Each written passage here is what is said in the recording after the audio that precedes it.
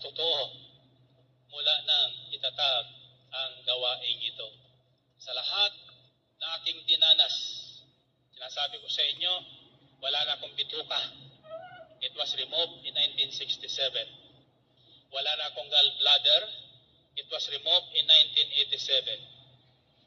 Ang aking kanang braso, bakal na po ito, sapagkat ito po ay nabali in 1997. Almost every 10 years. Then in 1998, nagkaroon po ko ng quadruple heart bypass. So I live on miracles. Each day for me is a miracle. Today is a miracle night for me. Your coming here is a miracle. Your palakpakan is a miracle.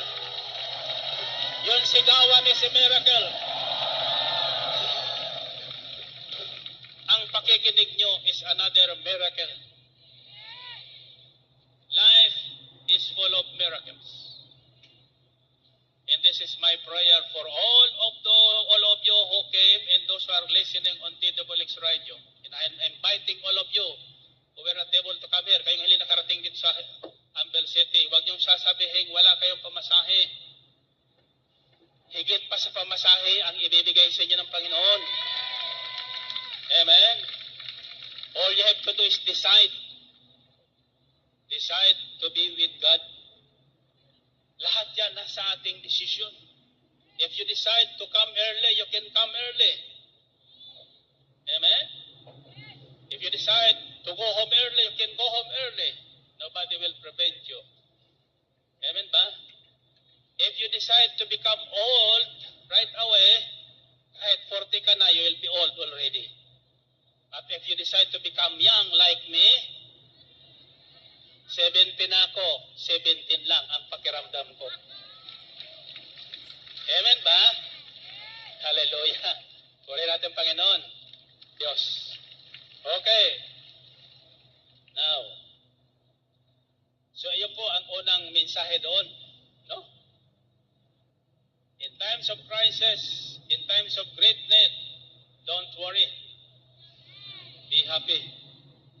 Lapitan niyo si Jesus. Huwag kayo lumapit sa kapitbahay. Huwag kayo lumapit sa 5-6. Huwag kayo lumapit sa inyong mayor. Huwag kayo lumapit sa inyong congressman. Huwag kayo lumapit sa inyong senador. Ang mga yan, pag eleksyon, malapit sa atin. Pag nakapwesto na, nakikita niyo pa ba? Sa 2010, makikita niyo naman yan. Pero baka hindi sila lumapit sapagkat kandidato rin ako. Purihin natin ang Panginoon. Purihin natin Diyos. Glory to God, glory to Christ Jesus. Nabasa ko kasi, pag inulit-ulit mong winika, mangyayari. Kaya inuulit-ulit ko yan eh. Amen ba? Ay hindi alam lang iba yan. Amen? Now, the second message is this. Di lumapit. Alam ni Mary kung sinong lalapitan eh. Kaya hindi siya kinabahan eh. Sinabalis siya. Diretso siyang lumapit sa Panginoong Jesus. Alam niya yun lang makabibigay ng lunas sa pangangailangan. Amen ba? When you are in need, you come to Jesus. He will supply all your needs according to His riches in heaven.